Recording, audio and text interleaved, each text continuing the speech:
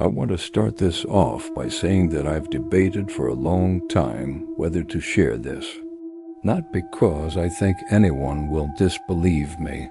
I don't care that much about that anymore, but because writing it down means I have to think about it in a concentrated, organized way, and for about 2 years after it happened, I made a very deliberate effort not to do that.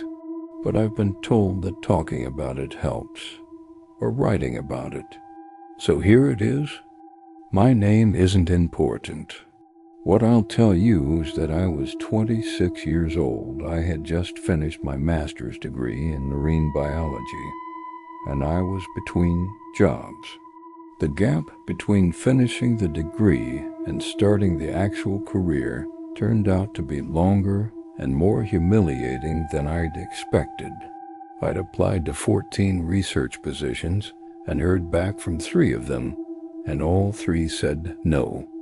So I was living in a sublet in coastal Maine, doing some freelance data entry to cover my rent, and trying very hard not to think about how thoroughly my life plan had stalled. A former professor of mine, I'll call him Dr. Hargrove, though that's not his real name, reached out in early September of that year. He'd gotten a small private grant to continue some sediment sampling work he'd been doing in the Gulf of Maine, and he needed someone to maintain the equipment and log field data at a remote monitoring station for 6 weeks. The pay was modest, but included housing and food. He told me the station was on a small island about 11 miles off the coast, accessible by boat, and that I would be staying alone. That last part gave me a moment of pause. Alone on an island for 6 weeks. I asked him if there was cell service. He said there was a satellite phone for emergencies and that I could receive calls on it, though making outgoing calls used a credit system and I'd need to be conservative. There was no internet. I took the job. I want to try to describe the island for you because I think you need to understand what it was like before anything happened, so you understand why the things that happened were so disorienting. The island was roughly oval-shaped, maybe 1.5 miles long and about 2/3 of a mile wide at its widest point. It had been used as a U.S. Navy signals relay station during World War II. There were still concrete foundations from that period scattered through the interior. And then, in the 1960s and 70s, it had been leased by a marine research consortium that built the station I was staying in, which was a 2-room prefabricated building on a raised wooden platform near the North Shore. There was a generator, a propane stove, a chemical toilet, and a water collection and filtration system fed by a cistern under the platform. The building had 2 small windows and a single door that locked from the inside with a deadbolt. The island's vegetation was mostly low spruce and bayberry scrub, dense enough in the interior that you couldn't see more than about 20 feet in most directions. There were deer, a small population that had apparently been there for generations, and seabirds and rabbits. The shoreline varied between rocky beach and low granite ledge. At high tide, the total walkable beach was maybe a 1/4 mile total. At low tide, you could get around most of the perimeter. Dr. Hargrove brought me out on a Saturday in mid-September. We spent about 4 hours going through the equipment, the logging procedures, the emergency protocols. He showed me where the backup propane was stored, how to restart the generator if it tripped, how to use the satellite phone. He was thorough and professional and didn't seem worried about leaving me there. Before he got back on the boat, he handed me a paper binder with all the protocols and said, "The next ferry, it's not really a ferry. It's a fishing boat that does supply runs for the consortium. comes in 3 weeks. If you need anything before then, the satellite phone. What would constitute an emergency worth calling about? I asked. I meant it practically. He thought about it for a second. Medical. Equipment failure that you can't resolve with the manual. Anything that threatens your ability to complete the data collection. He paused. Or anything that genuinely scares you. I remember thinking that was an odd thing to add.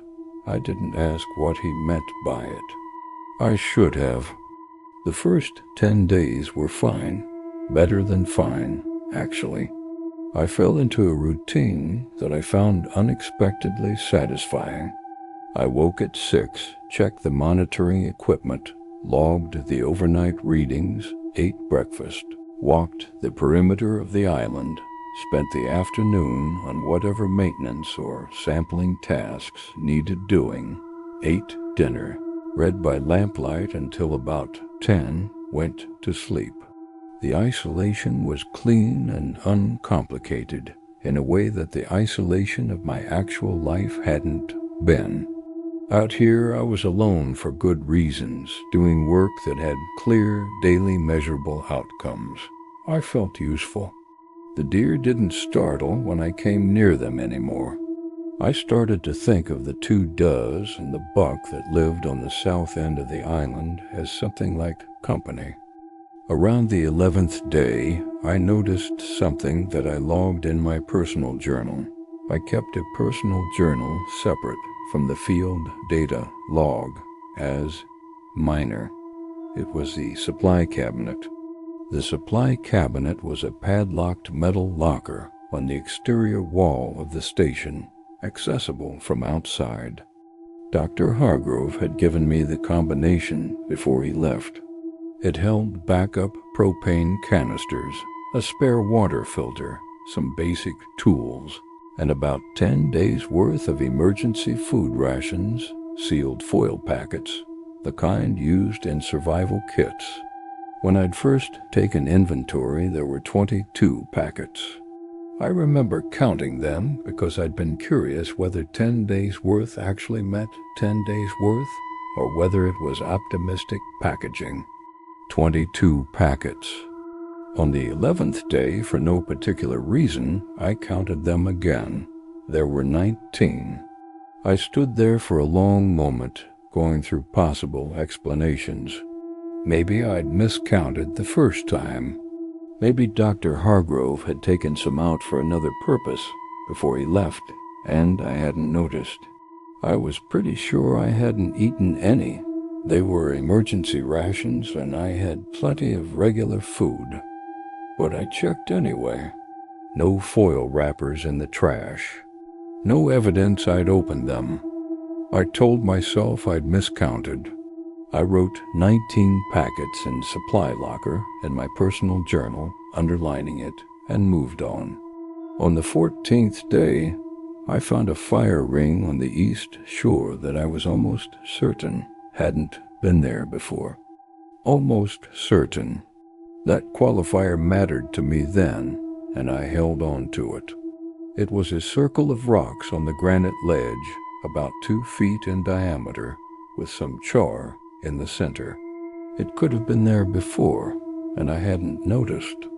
I'd only walked the east shore twice in my first 2 weeks, and both times the tide had been high enough that I'd stayed back from the ledge. But I walked it at low tide now, and there it was. The char looked relatively fresh, not years-old black rock staining, but actual char, the kind that hasn't fully weathered yet. I took a photograph with the research camera. I told myself it was from before I arrived. Hikers maybe from a previous season. The island wasn't officially open to recreational use, but people got to places like this by kayak, and there were no enforcement mechanisms. It was plausible. Completely plausible. But I brought the deadbolt on the station door a little closer to the front of my thinking. The second week passed without anything else I could point to. I slept fine. I continued my routine. I told myself the fire ring was old and the ration count had been a miscount. Then, on day 19, I came back to the station from my morning perimeter walk to find the door standing open. Not broken open, not forced, open, standing about 4 inches ajar, the way it would stand if someone had pulled it closed from the outside without quite latching it, or if someone had left from inside in a hurry. I stood about 20 feet from the door for a long time, long enough that I became conscious of the fact that I was standing still in the open, and that if someone was in the trees behind the station, they could see me. I moved around to the side of the building, putting my back against the wall, and waited. I listened. The wind was coming from the southwest, carrying salt and the sound of surf on the west shore. Seabirds, the creak of the platform under my feet. Nothing that sounded like a person. I pushed the door fully open from outside using the toe of my boot and looked in. Nothing looked disturbed. My cot was as I'd left it. My field binders were stacked on the desk. My personal journal was on the shelf where I kept it. The monitoring equipment was running normally. I was almost convinced I'd left the door open myself. I was almost convinced, except that I never left the door open. I had a habit, more of an automatic reflex, of checking the latch every time I went out. I'd done it since I was a teenager, something my mother had drilled into me when I was small. Always check the door, always check the lock. It was a kind of behavioral habit that operates below conscious decision-making. I didn't think about checking the door any more than I thought about checking my footing on uneven ground. It just happened. I checked the supply cabinet, counted the packets. 17. I sat down on the platform steps and stayed there for a long time. 2 packets were gone, and I had definitely counted 19 on day 11. I went back inside and looked at everything more carefully. I looked for things that had been moved, disturbed, taken. My field binders were all present.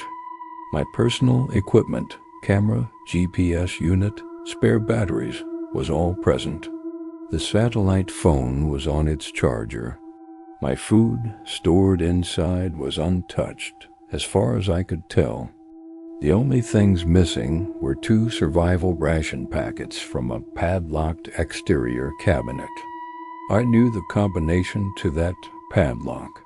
Dr. Hargrove presumably knew it. Whether anyone else knew it, whether it was written down somewhere on the island, in the station binder, somewhere that someone could have found it, I didn't know. I checked the binder. The combination wasn't written in it, but it was a standard master lock, and the combination was simple. 3 digits, left, right, left.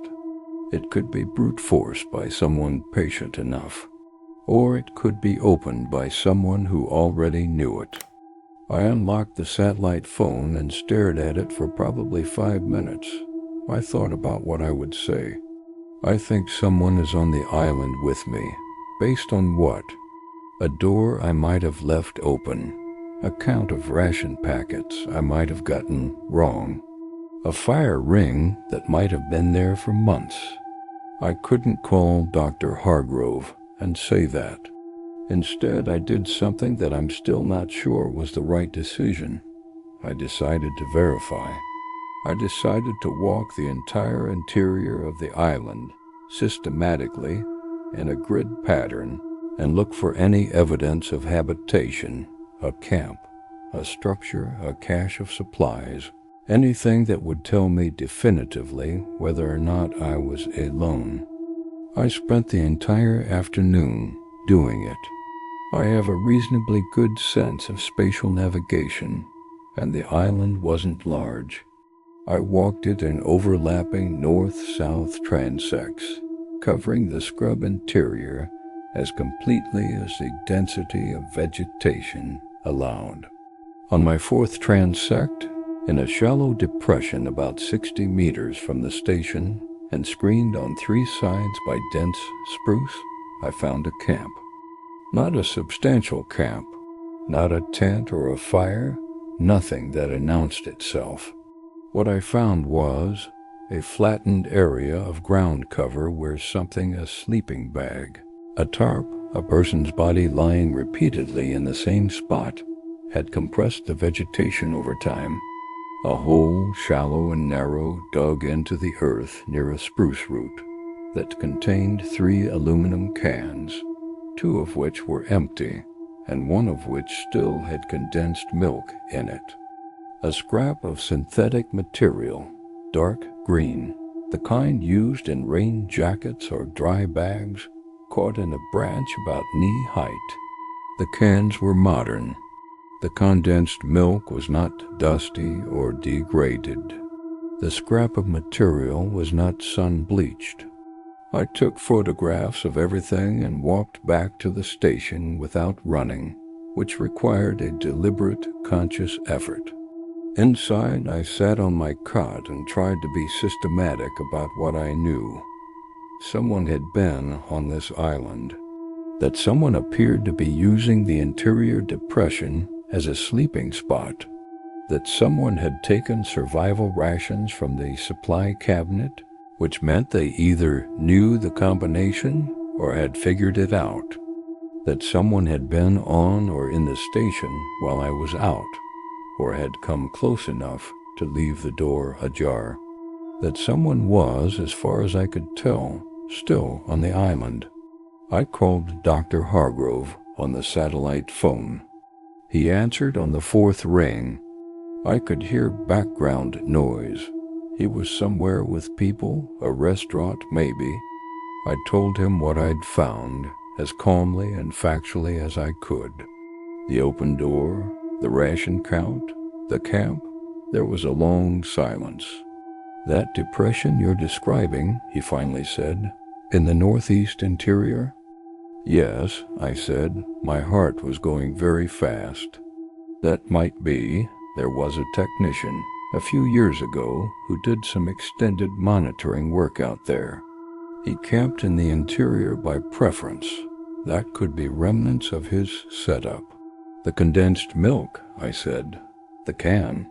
It wasn't degraded. It wasn't old. Another silence.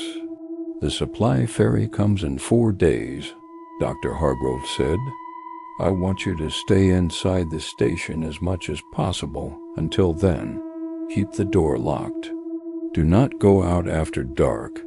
If you see or hear anyone, you call me immediately, and then you call the Coast Guard.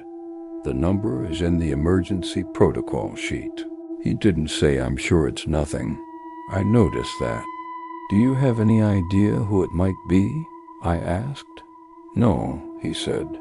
Then, there's no reason for anyone to be out there. The island is private property. No one should be there.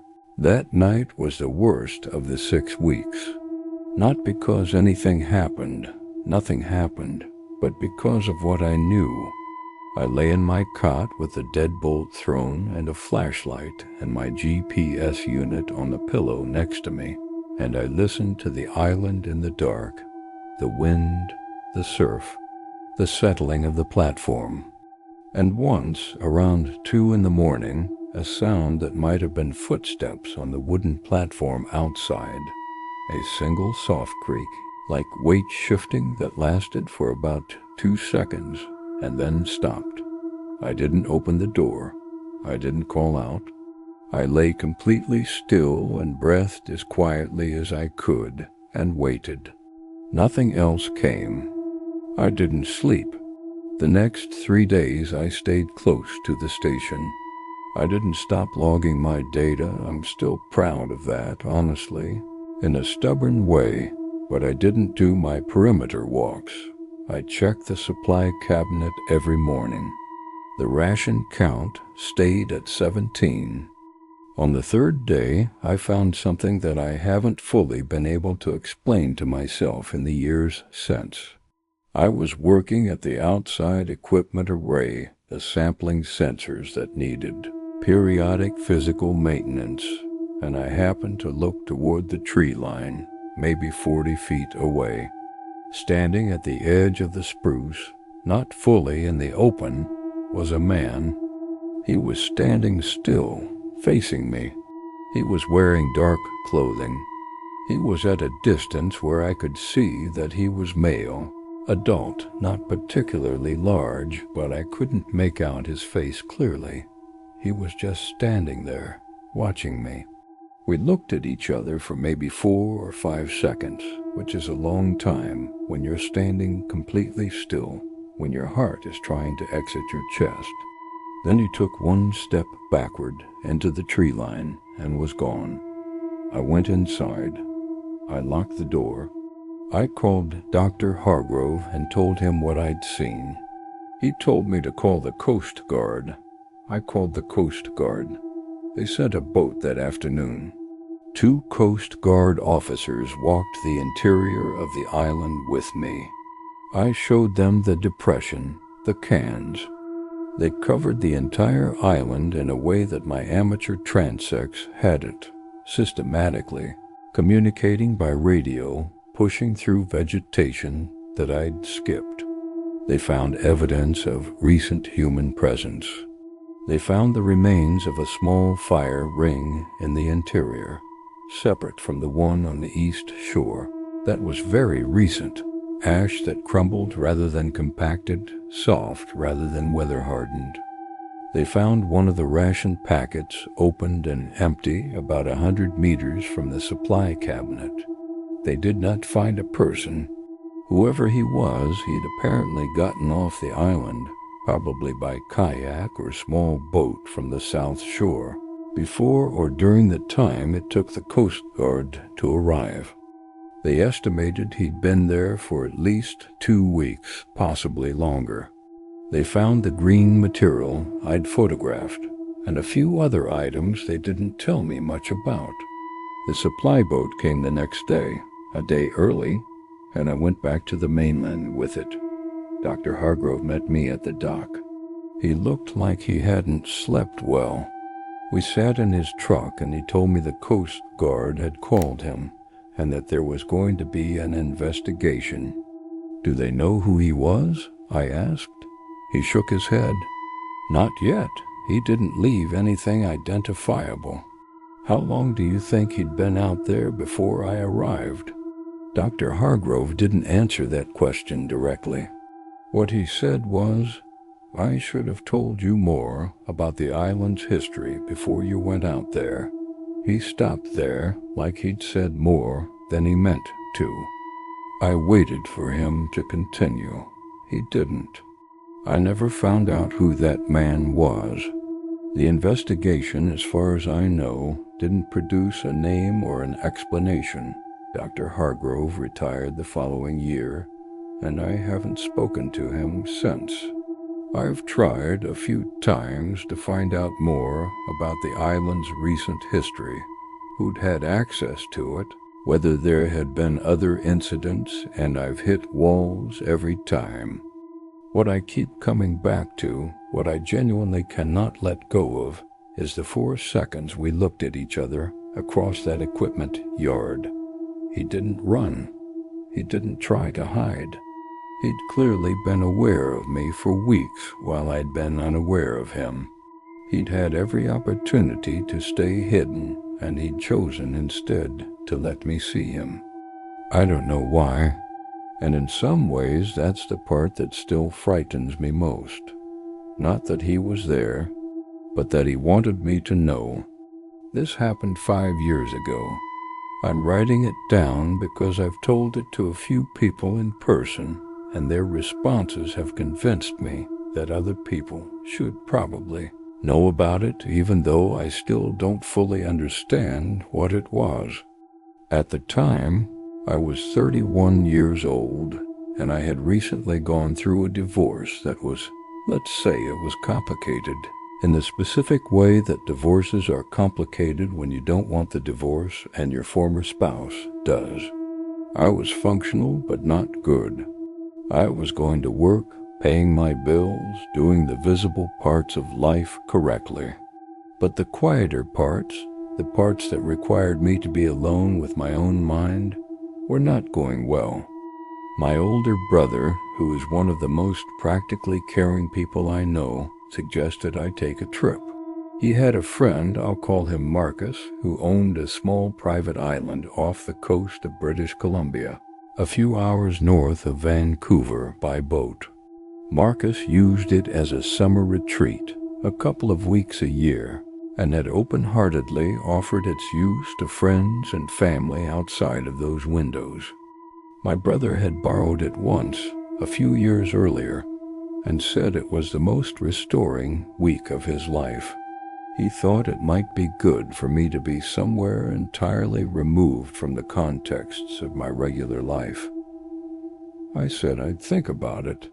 I thought about it for about 3 days, and then I called my brother and said yes.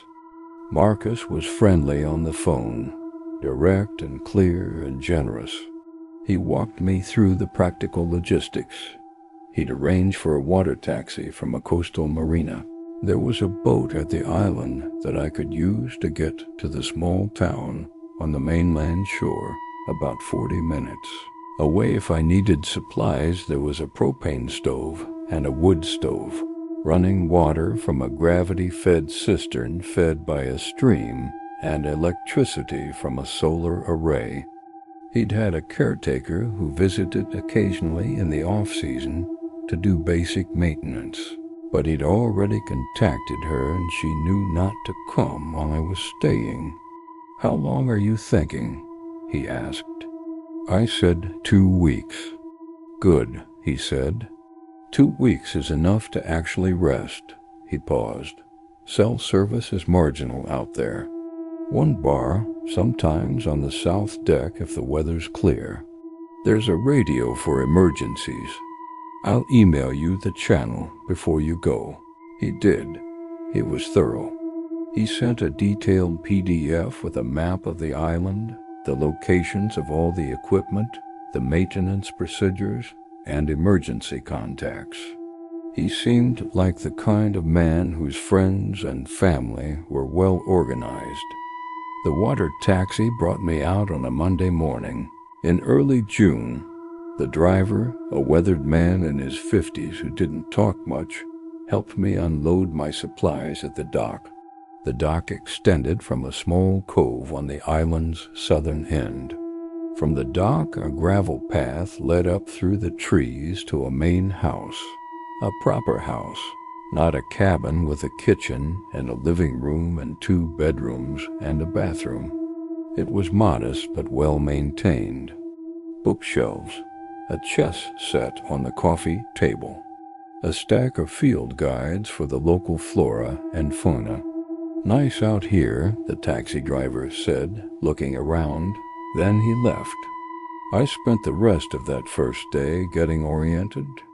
The island was larger than the one I described in the first story, maybe 3 miles around the perimeter, and largely forested in second-growth Douglas fir and western red cedar. There was a rocky beach on the north shore and a gravel beach on the east.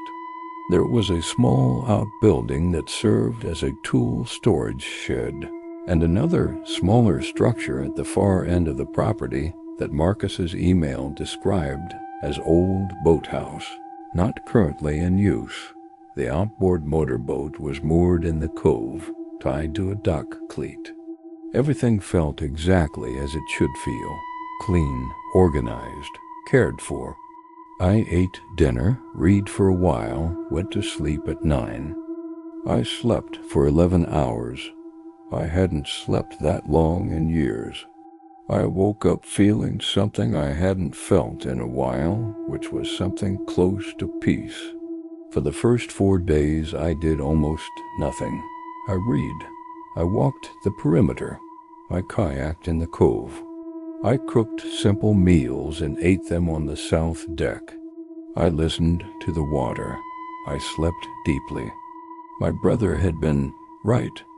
There was something genuinely restoring about this place, about the combination of beauty and absence of social obligation. On the fourth day, late in the afternoon, I walked down to the old boathouse. Marcus's email had mentioned it, but said it wasn't worth exploring, mostly empty storage. Nothing interesting. It was at the far north end of the island, where the path deteriorated to a faint trail through the ferns.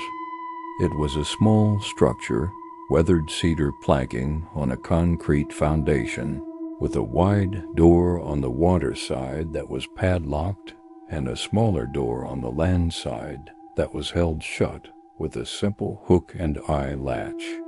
I opened the land side door and looked in. Marcus had been right that it was mostly storage. Old life preservers on hooks, a coil of rope, paint cans on a shelf, 2 kayak paddles and an oar, a workbench with basic tools. What made me pause was not what was in the boathouse. It was the smell.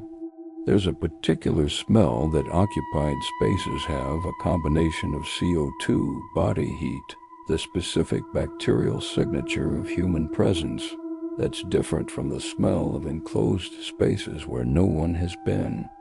It's subtle.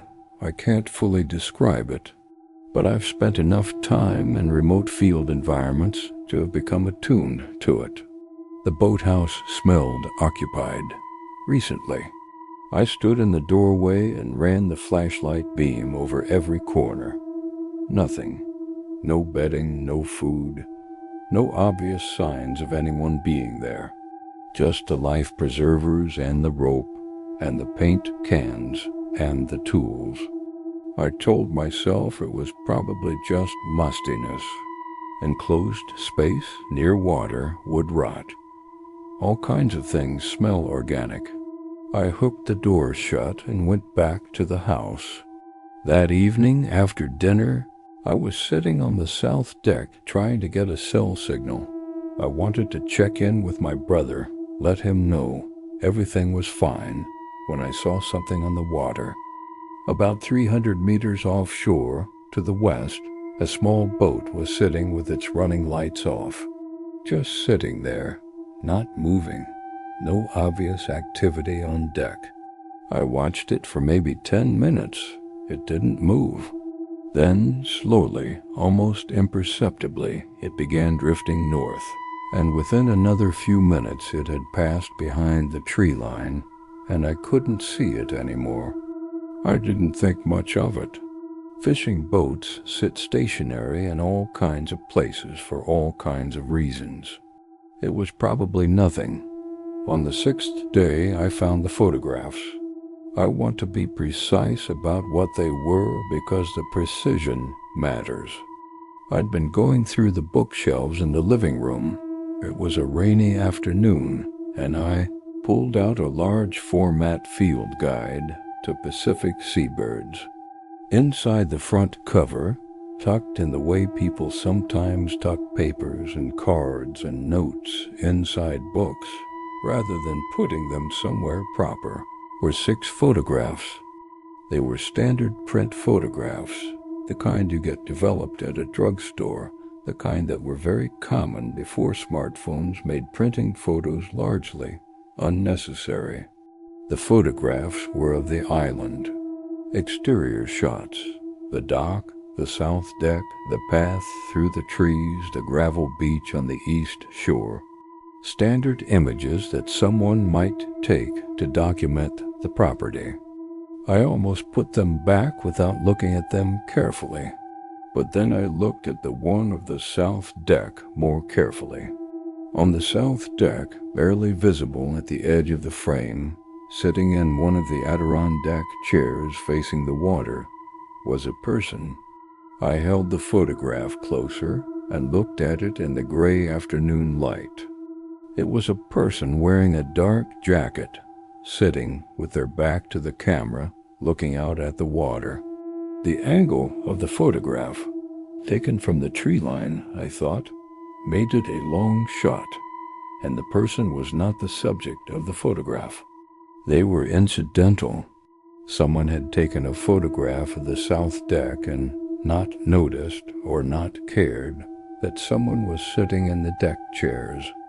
Or someone had taken a photograph of a person on the south deck and framed it as a photograph of the south deck. I put the photograph next to the window and looked at it again. The jacket was dark, the person's posture was relaxed. They were just sitting there. I looked at the other 5 photographs. No people in them, just the island. I thought about the photograph for a long time. The obvious explanation was that Marcus had had guests, and one of the photographs just happened to catch someone on the deck. That was completely reasonable. That could have been any of 100 different innocent visits. But the photographs were inside the front cover of a book that had been placed spine out on the shelf, out of sight, tucked in rather than left on a table, or in a photo album where you put photographs of people you want to remember. And the angle of the deck photograph, it had been taken from the trees. I put the photographs in my jacket pocket. That night, I did something I'm a little embarrassed about in retrospect. I moved my mattress to the interior of the house, away from the bedroom windows, and slept on the living room floor. I told myself I was being paranoid. I slept on the living room floor anyway. On the 8th day, I went into the supply shed to get a work glove. I'd found a loose board on the dock that I wanted to hammer back down, and I found something on the workbench that stopped me cold. It was a coffee mug. Not remarkable in itself. The shed had tools, a few cans of paint, some tarps, various hardware supplies. You might expect a mug to have been left there by the caretaker or by Marcus during some outdoor project. What stopped me was that the mug had coffee in it. Not old coffee, not residue, not a ring, not something that had evaporated long ago. Coffee. Maybe a third of a cup, still at a temperature that suggested it had been poured within the last hour, maybe 2. I touched the outside of the mug. Warm. I set it down very carefully and stood very still. I looked around the shed. Nothing else was out of place. The tools were as they'd been. The tarps were folded as they'd been. Nothing had been moved that I could identify. I walked out of the shed and went straight to the dock and called my brother on the satellite radio. He picked up immediately, sounding like he was in his car. I told him about the boathouse smell, the photographs, the coffee. I told him calmly and in the right order, and while I was telling him I was watching the tree line. My brother didn't hesitate. "Get in the boat," he said. "Go to town. Call Marcus and tell him what you found." "It could be the caretaker," I said. "He said there was a caretaker. He told the caretaker not to come while you were there," my brother said. "Get in the boat." I got in the boat. Marcus answered on the 3rd ring. His response was not what I expected. He was quiet for a long time after I described the coffee mug and the photographs. Then he said, "Which photograph? The one of the deck?" I stopped walking. I'd been pacing the dock while I talked. "You've seen them," I said. "You know about the photographs." "I found them last August," he said. "I thought I didn't know what they were. I thought I'd taken them. Then I found a 3rd one later of the same woman, and I didn't recognize her, and I knew I hadn't taken it." "A woman," I said. "Dark jacket, on the south deck." I looked at the photograph I was still carrying in my jacket pocket. Dark jacket. "Marcus," I said, "who is the caretaker?" A pause that went on a beat too long. "I've had 2 caretakers," he said. The current one is someone I've worked with for 3 years. She's completely trustworthy. Before her, there was someone else, someone I hired through a service. I only used her for 1 season. Why did you stop using her? Another long pause. There were some things that happened, small things I couldn't quite account for. I didn't want to make accusations, so I just changed services. What kinds of things? I asked. He didn't answer that question. What he said was, I'm going to drive up. I can be there by tomorrow morning. Don't go back to the island tonight. I didn't go back to the island. Marcus arrived the next morning with a locksmith who changed every lock on the island. He also told me in pieces and with clear discomfort what had happened the previous season. Small items moved, food missing from the kitchen, a persistent feeling that someone had been in the house. He'd attributed it to the previous caretaker having unusual habits. He'd let her go and thought the problem was resolved. He'd never told anyone. He hadn't told my brother when he offered him use of the island. He hadn't told me. He seemed genuinely ashamed of that. I didn't stay for the 2nd week. I went home. I told my brother everything. He and Marcus had a long conversation that I wasn't part of, and their relationship changed after that, though they're still in contact. Here's what I keep thinking about, years later. I went through the photographs again, back home with better light and more time. The photograph of the south deck, the one with the person in the dark jacket, I looked at it very carefully. The posture, the angle of the head.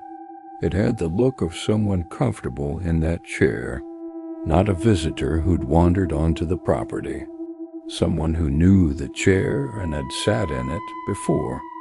And the date stamp on the back of the photograph was from 2 months before I arrived. But the coffee was warm, which means they weren't the same visit. She'd been back.